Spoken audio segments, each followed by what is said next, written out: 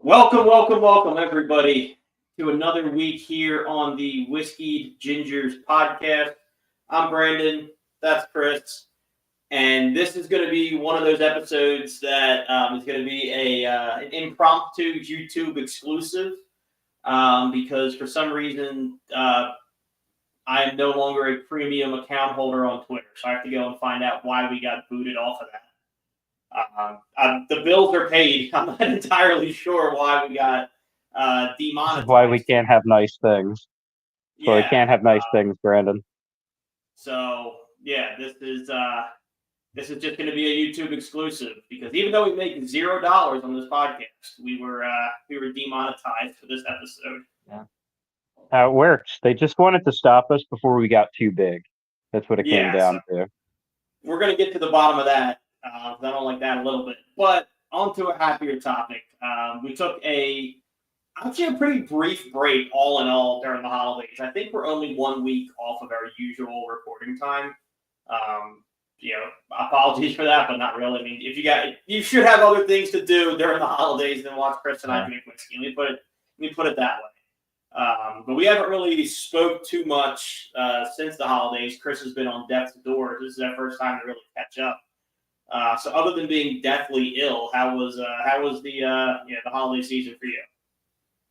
The holidays were great. I mean, like I kind of had a stacked up lineup because I had a little bit of extra time off work, which was nice. I took a Yeah, couple of my personal days that I didn't burn off through the year, and I kind of tagged those right on to the end of the season. My cousin got married the weekend before Christmas, which was awesome. yeah. I was in that Forgot about wedding. that. I was in that wedding and we had a really fun time. Had to head back to Jersey for that. It was absolutely brutally cold outside, and we were taking like some pictures outside, but we got Oof. some really awesome pictures. The wedding itself was awesome. I mean, we could go into like detail about it later, but I feel like there's certain things that make a wedding a good wedding, and they checked off all the boxes.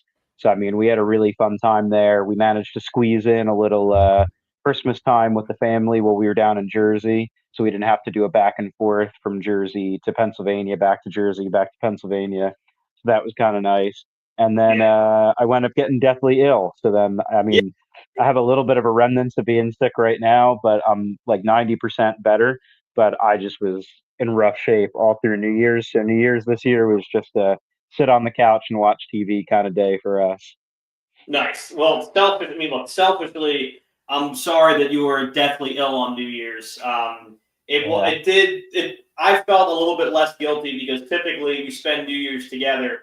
But this year, it's kind of in a similar vein. We were healthy, but it was just kind of like you're sleeping at someone else's place. You're Ubering places. I've taken the train Yeah. to New Year's, and I live in a town with 12 bars that I can walk to. And it was like, you know what? Just for once, let's let ourselves off the hook a little bit and just Yeah. like do a local New Year's. And dude, I mean, not to say that we'll never go out for New Year's again because you don't do the same thing every year.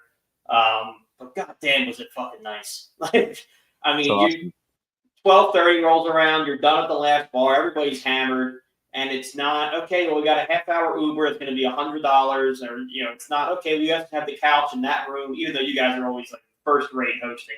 It's like a hotel over there. I'm talking about other places, but it's just you walk home. We ordered Wawa, and like you were home. You were at your home base on foot, Within and it was 10 so minutes, you're awesome. home with Yes, snacks, ready to do whatever you want. yes, it What was did it was what did you guys perfect. wind up doing? Did you guys wind up seeing a couple different places? Was there a place that you like hunkered down for the ball drop or Yeah, so the plan was to do three places, like a pregame bar, you're where you see the ball drop, and then in theory, like your party bar, like the last stop, or after midnight, yeah, you bring in 2025, all that fun stuff. get that Um, nightcap in? yeah, in reality, we only went to one bar because the pregame bar we were going to go to the people had already moved elsewhere, like they pregamed earlier than we did. So we went to where we went to our main spot, and there was no leaving. One, it was pop, like great music, packed. All the bars were open, so you only waited, I would say, maybe between 5 to 8 minutes for a drink. Not that bad on New Year's Eve. That's not bad on New Year's Eve. Yeah, so we were pretty happy with that. And then once you were in, you were like, all right, well, now we can't leave because you look out the window and see all the lines. So we ended up being a one Right. bar kind of night, but there's nothing wrong with that. Yeah. So we were That's doing a awesome. little bit of drinking on New Year's Eve. This will be my first time drinking whiskey since New Year's Eve. A couple too many that. Oh wow. But Okay. what are you drinking tonight? I know you got something special. So I actually we're obviously very big fans of Basil Hayden. That has been known Mm-hmm. on the pod like multiple times. We've done the typical Basil Hayden, your like typical off the shelf. I don't know what the year is on that, like what their age for their normal bourbon is. Me either, but We've I like also where this is done heading. what's up? I like where this is heading. This sounds like a variation Yeah, of Basil Hayden, and I am it you is. have It my is. interest. Now you have my curiosity. So we've also done, or at least I've done the toast as well, the Mm. Basil Hayden toast. That one's really good. But what I have here is a gift that I got, and it's Basil Hayden 10-year edition. Ooh, So Basil okay. Hayden 10-year. Black I label as opposed to the white. put a little bit of a dent in it, but that's okay.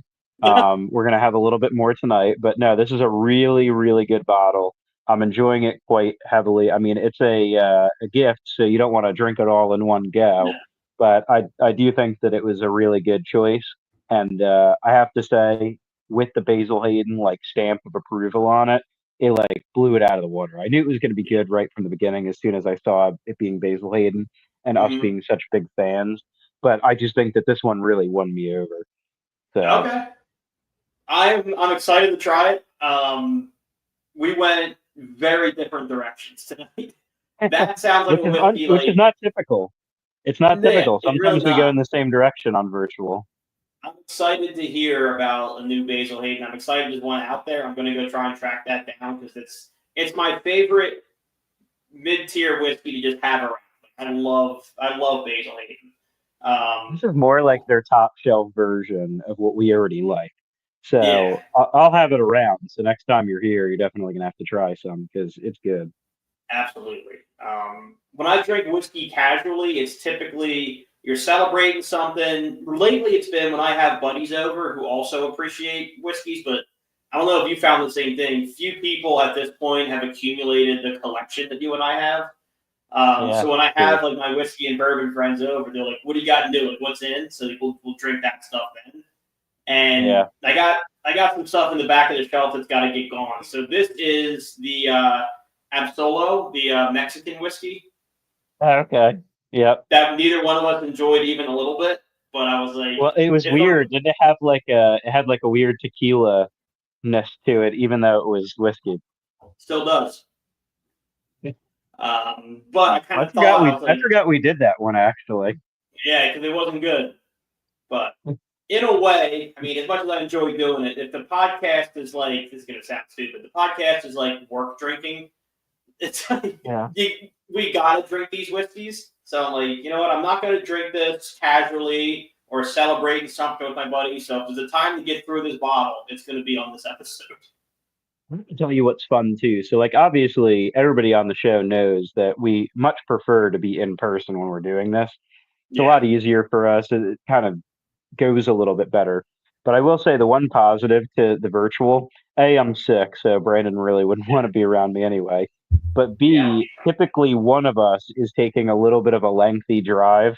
When we go to the other person's house, we try and alternate in order to make that more fair for each other. So Yeah. typically, like, one of us might have a little bit more whiskey in the night than the other just because we know we're already home. In this Yeah. case, we're both home. Mhm. So that's kind of a nice situation. Yeah. Aside So from the content itself, that is a nice perk of doing them remotely. Neither of us is looking at like a 35-minute of it's an nice. episode. Uh, Yeah. yeah. But So, this is absolutely delicious. It's very good. It's basically all you expect from Basil Hayden originally, mhm. but it's just like twice as smooth, if that's even possible. It Damn. just goes All right. down so easy. All right. I got. I got to figure out something with that. Um, speaking of liquors and occasion whiskeys and things of that nature, I got to give a plug to the Ritz Carlton of Philadelphia. I got engaged before Christmas, and wonderful day, fantastic day. Leading up to it, I'm sure you can, nervous as shit. And we were at the Ritz-Carlton, and we got engaged, got the pictures, all that stuff. Everything went great. One of the best days. But shout out to this bartender, because I told him what was going on. I was like, hey, we just got engaged. Give me an old fashioned. I asked him if he had Bullet. He didn't. And he was like, I got something better than Bullet, and I'll charge you for whatever, mid-tier, whatever. Dude, this old fashioned was to the brim. Like, he knew I was going through it. And it was one of the best damn old fashions I've ever had. I don't know if he just knew I needed it, or if they're really just that good all the time. But I was thinking we need to bookmark that place. As I was drinking, hang on, stand by. As I was drinking it, I was thinking of you, because they managed to get the sweetness without having a muddled orange, a cherry, like any of the bullshit. Yeah. Like, it was like a fruity-ish, sweet bourbon, but the bourbon was still the main course. Now, as far as on the edge of my seat to find out what's in there. Yeah, I would love to know. He never told me. Really? They were busy. It was Christmas. Yeah. I don't know if that's a place I will ever get a old fashioned again, unless I'm celebrating something else that's momentous. I still don't know how much the old fashioned costs, but I'll put it like this: I did a shot of Jameson Orange with my dad, just ceremonial, because $16 per shot. Yeah. Of Jameson. Oh my god. Yeah. Yeah. So you That's can imagine what that old fashioned cost. Yeah. That's wild. But he gave it to you for the price of kind of a normal old fashioned. I never saw the bill. My parents picked up, both families were there. So my parents picked up drinks, her parents picked up dinner. So I never found out what he actually charged us. He could have been lying. Yeah. But if he did, good on him. It was still probably a fortune. I'll certainly drink to my good buddy Brandon getting engaged, because that's very exciting life news, man. Hear, hear. So, on a much less, I would say, grown-up topic.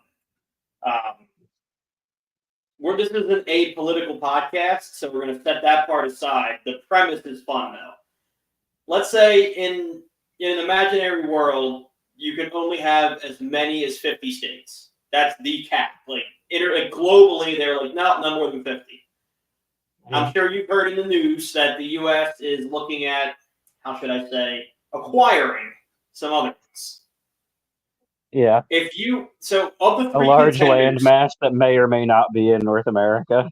Yes. So far, what we've gathered is they've floated Mexico as state number 51, Canada as state number 51, and Greenland as state number 51. What would be your swap? Who do you want in? Who do you want out apolitically? So we have to lose a state now and gain one of those three new ones? Yes. So who's getting the boot, and which one of those three is coming on board? Well, what's really funny is I feel like Greenland is a cool option, but what people don't realize is that Iceland and Greenland's names are actually really misleading. And Greenland's a Greenland is like a frozen icicle, and Iceland is still frozen icicle, but gets nice during certain times of the year and has different varieties of land masses to them. So Greenland, I think honestly is kind of out. So that's not happening. I think that I've met enough people and think there's enough interesting things for me to say that Canada works for me. Even if it was parts of Canada, that would be totally fine. And as far as losing one for all. Yeah, fair enough. And as far as losing a state goes, it's got to be California, because people are leaving there as quickly as anybody could ever believe, and they're going to try and conquer other states. So if it's not working in California for the people that live in California, it's not working for me. Okay, that's interesting. I think we're in agreement on Canada, and the thought process for me for adding Canada is this: you got Canada's so diverse. Like you got Ontario, Canada, that is really just America North. But then you Yeah. also like instead of having to go conquer France and deal with all that bullshit, like you have French Canada. So you're kind of getting a little bit of France in the deal. And then as As long far as as we don't get their whiskey. exactly. And then northern Canada, if you don't feel like going all the way up to Alaska and doing the two planes and the puddle jumper and all that bullshit, you got, like Alaska Light in northern Canada. So it kind of hits all those modes. The only thing you're really missing is beaches, and we got those in spades down here. It's pretty true. The, I mean, you're the telling me I already have regular hockey and now I could have better hockey? I'm and better totally hockey. sold. There we go. Plus, Canada already has football. I'm sure there's some decent guys out there. I mean, maybe we get Canadian football cooking. There's Maybe we already an just get NBA rugby. franchise in up there with Toronto. Maybe we get like better rugby. I don't even know if rugby is a Canadian sport. I I know don't it's a think it European is. sport. It's a Lacrosse is European Canadian. sport, but there you go. Yeah, I think Canada's So got more to offer. Not to that's mention in. Sarah Bomb. Who's on the chopping block for you then? Um, I see why you took California because I saw that same study where even people that live there are like, "Fuck this, I'm out." I And think I it don't was blame like, in my opinion, California is like a failed experiment. It's like everybody was cool in California and people were yeah. loving it. All of a sudden, they made a bunch of like really crazy changes that really pushed the envelope, and that's fine. People are allowed to Mhm. make changes to do what they think is best for their state. That's why you have local representatives to elect people in so that they can represent your populace. But what bothers me is like they made all these crazy changes, and then the people that were all for the crazy changes are like, "This is too much for me. I'm going to go somewhere else now." And then they're going to go like start the cycle all over again somewhere else. I'm not Yeah, saying I don't want to umbrella group people because that's not fair, but like I just felt like that was such a interesting thing to me. It's like I didn't leave New Jersey to go to Pennsylvania because I'm like, we tried here, it's just not working for me. I'm gonna go, I'm gonna try and roll my dice again in another state. It was just convenient for me, and I actually happen to like the situations available to me in Pennsylvania more than I liked in New Jersey. I feel like the people in California that are leaving California aren't leaving because they like it better somewhere else. They leave they it hate it there. because they hate it there. So I'm like, It's nah, we just got to cut this out at the root. I don't blame you. I think what happened in theory was I think they wanted to make a like when California first came around. I think they wanted to make a West Coast New York because the hub at that point Yeah, was the East Coast.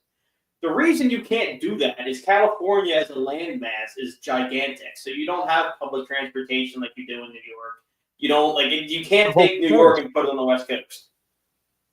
It's the whole Well, coast. California is yeah, ginormous. that's what I'm saying. Like, there's no subway, there's no train because you can't. It's too big. On with Yeah. that said, I'm keeping California Okay. for the Fair. sole reason of what they still offer me. I love movies. I love TV. Comes from California, so I don't care if anybody Can't lives argue with there. that logic. I need Hollywood. Who doesn't do a damn thing for me is North Dakota. So look, start North Dakota. We've been carrying you for too long, but Canada does everything you do better. So Better. Canada's Oh, in, North Dakota's out. there's I 10 have a, people in North Dakota crying right now, the whole population of North Dakota. and you know what? That's another thing. One, no one lives there. Two, we have another one. Just go to South Dakota. We'll Yeah. just call it Dakota. Like we have an extra of you.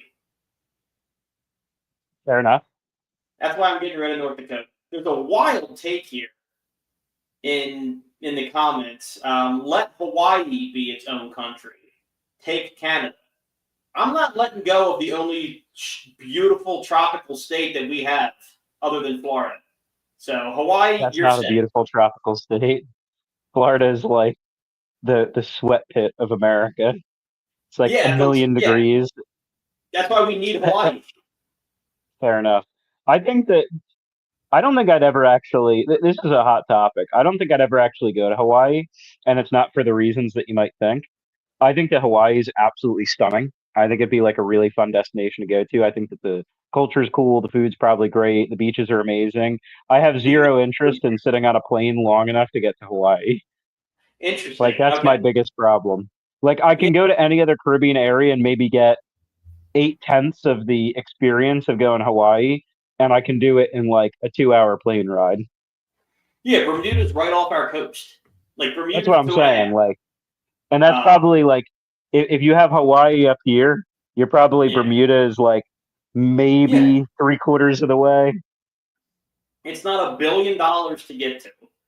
And Yeah. see, my thing with Hawaii is one, the plane's a bitch. It is. You gotta go to California, can California to Hawaii.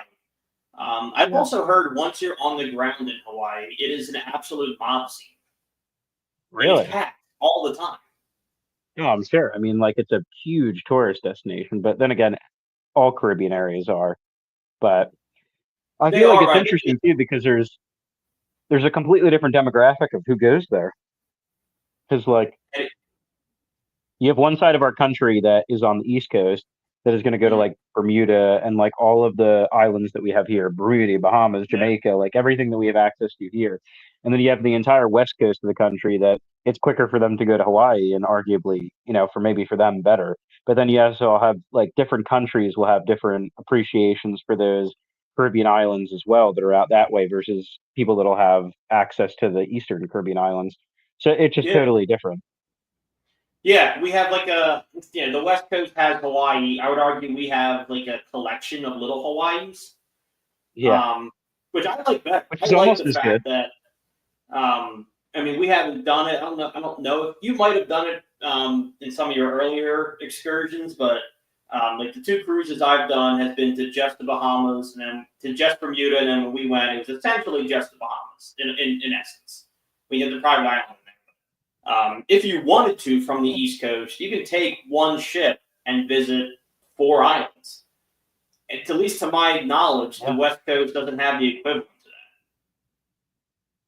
I've done so far the Caribbean islands I've been to on an easy cruise out of our East Coast ports have been Bermuda, Bahamas, Dominican Republic, Jamaica, St. Martin, and St. Thomas. And I think that was it. We went to Cozumel as well. that. Um, Still, but like that's a little different. But either way, like that's a lot of options. And what's really cool about that is every place we went to was a little bit different with different cultures, different food, different liquors, like all these different things. So to your point, the little Hawaii's is a really fun point of view because Hawaii is made up of a couple different islands as well. So I'm sure the cultures are a little bit different from island to island, but it can't be anywhere near as diverse as going to all of these Eastern yeah. Caribbean islands. Yeah, So because that's you a have the kind of British Virgin a neat Islands, the takeaway. Like you have like different governments. I mean, you just rattled off three different governments, Hmm. and I know people. I know people who have also been to Labadee, which Yeah, is I believe Haiti, technically. that is Um, Haiti. Yeah, yeah. yeah, I mean, Like so the Haiti. fact, You may not yeah, want the to fact that go like directly to Haiti. you can leave from one place in like New York and hit Yeah. three different countries is kind of nuts. Oh, it's really cool. I mean, travel in general is cool. I feel like a lot of the times people are like really intimidated by travel and they don't Mm-hmm. think about like how many options. It's simple to go on like a website and book a plane ride somewhere or a cruise somewhere or even a train ride. Like I'd love to do an overnight train ride somewhere and just wind up in a different area. And That'd be dope. traveling the US is even like super underrated. There's plenty of things in the US to see. There's cross country train trips that are really cool. You do have to run into the situation that when you're going through the middle of the country, it all looks like Kansas. But Yeah. but like there are some cool things to see along the way. Yeah, I think Yeah. I've seen some train trips that are pretty cool. Like there's one that I think leaves from New York and you get to see a lot of like scenic Canada, which would be pretty cool. I don't know if either. I know I doubt you do either. I don't think anybody has the time to do like a cross country train. Although some of the views from that look spectacular, but God, who has the Yeah. time? You'd be sleeping on the train for like 6 days. You need like a 3 week vacation. Just take like a month off. I imagine the people that do it are retired, really, Yeah, is what it comes down or work to. remote. I would assume you can work Yeah, from the train. or work remote. That's true. I mean, I know there's a lot of influencers out there that do like a lot of travel and they just work from the place because the content for them is traveling. It's not a real job. Hey, if It's, it well, pays the it's not a bills, job. If it pays the bills, I could argue that it is. I always thought that influencers were all of a sudden one day, and this is still possible, it could happen. I had a feeling years ago that it was just going to one day die out, and all those people were going to be left with like very little life skills. Like your Yeah, resume was going to be really difficult to sell. But like to be fair, it's held on pretty securely. It's just every time I think it's going to fail, something new comes up. It's like, all right, we were monetized on YouTube for a while. Well, monetization isn't really doing that well on YouTube anymore. Oh, we can get sponsors. And it's like, all right, well, sponsors aren't really paying out that well. Now we have Patreon. So it's like all yeah. these things have come to kind of keep it alive. It's like inflated it a little bit longer than I feel like it would have lasted if they didn't have other options. Yeah, So from what you just brought up, I think there's different tiers. So for me, like I spend money on Patreon. I have a podcast that I love enough to pay for the Patreon. and there's nothing But wrong with that, by the way. no, they're two great comedians, and they put out 4 hours of content a week. Now you got to figure when you factor in editing time, writing time, all that stuff. That's probably close to a work week. And Yeah. they're talented. So I think that aside, like entertainers are never going to work 40-hour weeks. Like that's different than influencing. I'm thinking more like this early batch of TikToks where like it's dance trends, it's eating in your car, it's stuff like that. I Yeah. think that wave is going to come to an end. And if you're on Patreon, you have a skill. That's kind of the way. There's a reason people subscribe. If you're living and dying on views and sponsorships, I think that's a short road. I almost hope in a weird way, and this sounds terrible, but I almost hope that TikTok kind of like dies out at some point. And like, don't get me wrong, I like browsing through TikTok every Mhm. now and again myself, but it's made people's attention spans, in my opinion, so short. It's like all of our content, we want Yeah. all the information in 15 seconds and then we're done. Like even our podcast, that let's say an average of 30 minutes, Mhm. podcasts are meant to be a little bit longer. So like we kind of get a pass on that. But the Yeah. viewership of content is based on catching people's attention within like 10 seconds and then it fizzles out. So I feel like Yeah. generationally, a TikTok generation is going to have way less attention span than people like you and I that grew up without that kind of stuff. Yeah. And one of the things that drives me nuts personally is like I still love movies. I love documentaries and stuff. Um, so like when I watch something intense, it still sweeps me up to where I'll forget any other thing. Like one of my Yeah. pet peeves is still like when you're showing somebody like, oh my god, dude, this movie's great. The writing, the action sequences, like you love it. And then someone's watching the movie, but they're scrolling TikTok or they're playing a game or Oh whatever. It's yeah, yeah, yeah. like you need the big screen and the little screen simultaneously. Like that I would pull my hair out. I can't even do that. Like if I'm watching anything and like obviously Morgan will attest, if I'm watching anything, I'm 100% in. Like if Yeah. there's a fire going on in the other room, I don't even know what's going on. Like if something's on the TV that I'm interested in, I am locked in. If a movie's on I'm interested in, somebody could be talking right next to me and I don't hear Mhm. them. That's more Yeah. probably my ADD than anything. But like I can't do two things at once. Yeah. And I find it like almost a little bit annoying to do it. Yeah. That's just a pet peeve of mine. But speaking of No, I things get it. I 100% get it. that you need to watch uninterrupted with 100% focus and no distractions, the Whiskey Gingers podcast falls under that category. Um, Exactly. so we're off next week. The game plan right now is for the following week to do our big episode with the distiller Proof and Wood, who's been sending us stuff. So we're working out dates and times with them.